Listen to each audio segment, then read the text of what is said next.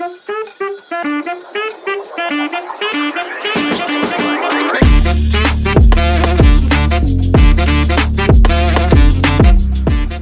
itu asam fosfat?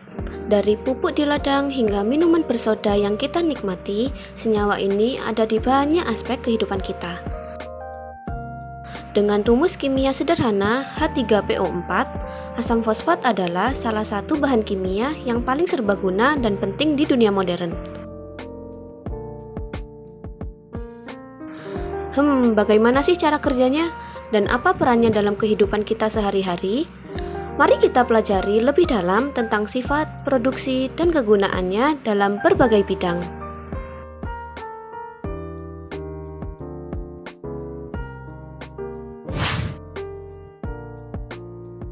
Dengan banyaknya kegunaan asam fosfat di kehidupan sehari-hari, hal ini tentu berdampak pada kebutuhan produksi yang semakin meningkat akibat permintaan yang tinggi dari berbagai industri, seperti industri pupuk, farmasi, dan food and beverage.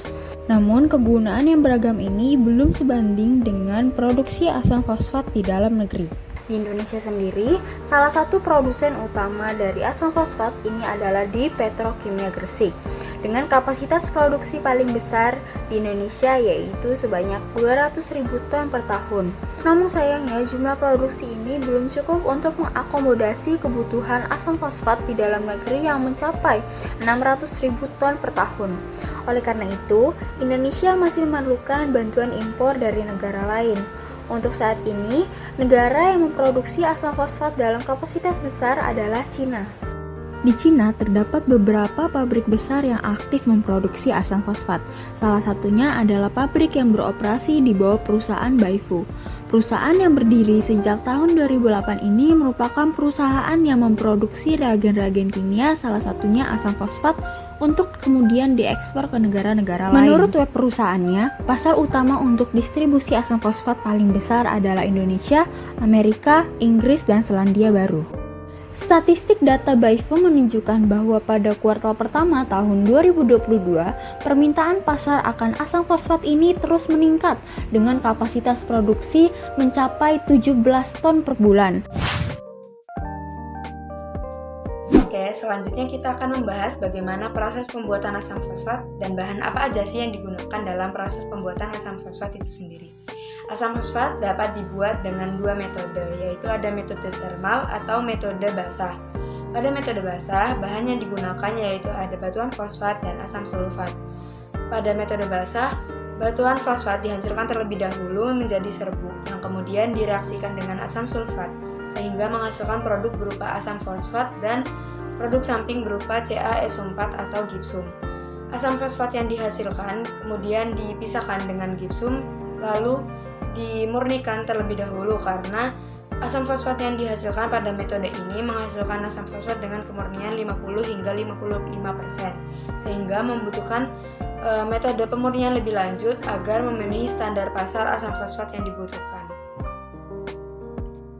Metode selanjutnya yaitu metode termal. Pada metode termal, bahan-bahan yang digunakan yaitu fosfor elemental, oksigen, dan air. Pertama-tama, fosfor elemental dibakar terlebih dahulu dengan oksigen untuk menghasilkan fosfor pentoksida.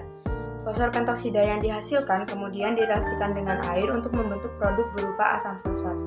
Asam fosfat yang dihasilkan pada metode termal jauh lebih murni dengan kemurnian 85%, sehingga cocok untuk digunakan dalam industri farmasi, makanan, atau industri elektronika lainnya.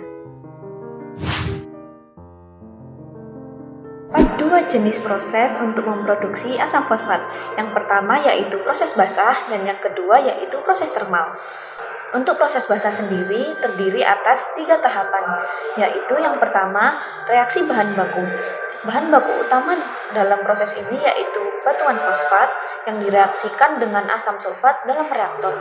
Produk utama adalah asam fosfat cair, sementara kalsium sulfat atau gipsum menjadi produk sampingan. Yang kedua yaitu filtrasi. Campuran hasil reaksi disaring untuk memisahkan asam fosfat dari padatan gipsum. Dan yang ketiga yaitu pemurnian. Asam fosfat yang dihasilkan biasanya memiliki kemurnian sekitar 50 hingga 55%. Untuk mendapatkan kemurnian yang lebih tinggi, Misalnya untuk keperluan makanan ataupun farmasi dilakukan pemurnian lebih lanjut. Keunggulan menggunakan jenis proses basah yaitu yang pertama, biaya produksi lebih rendah, dan yang kedua, cocok untuk produksi asam fosfat dalam jumlah besar. Jenis kedua yaitu proses termal. Proses ini menghasilkan asam fosfat dengan tingkat kemurnian yang lebih tinggi, sehingga sering digunakan untuk keperluan khusus seperti farmasi dan makanan. Proses termal ini terdiri atas 3 tahapan juga. Yang pertama yaitu pembakaran fosfor. Fosfor putih dibakar di udara untuk membentuk fosfor pentoksida. Dan yang kedua yaitu hidrasi fosfor pentoksida. Fosfor pentoksida yang dihasilkan direaksikan dengan air untuk membentuk asam fosfat. Dan yang ketiga yaitu pemurnian. Hasil akhir berupa asam fosfat murni dengan konsentrasi tinggi. Keunggulan menggunakan metode proses termal ini yaitu produksi asam fosfat memiliki kemurnian yang sangat tinggi, hingga 99%. Dan yang kedua, cocok untuk aplikasi yang memerlukan kualitas tinggi.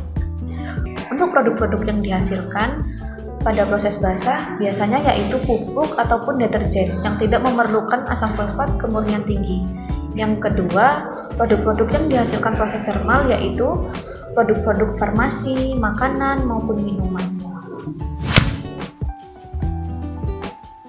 Harga asam fosfat di dunia dan tahun-tahun sangat bervariatif, tergantung wilayah, kemudian fosfat, tingkat kelangkaan, nilai mata uang, dan lain-lain. Dilansir dari bisnisanalitik.com, berikut adalah harga asam fosfat dari berbagai wilayah di seluruh dunia selama tahun terakhir. Perubahan harga asam fosfat dari tahun ke tahun untuk wilayah Asia Pasifik. Wilayah Cina dan Northeast Asia, wilayah Eropa, wilayah Amerika Utara,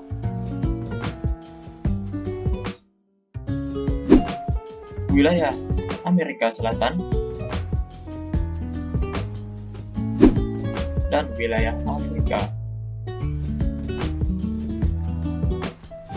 Jika kita menggabungkan semua grafik dari setiap wilayah, maka akan terbentuk grafik sebagai berikut.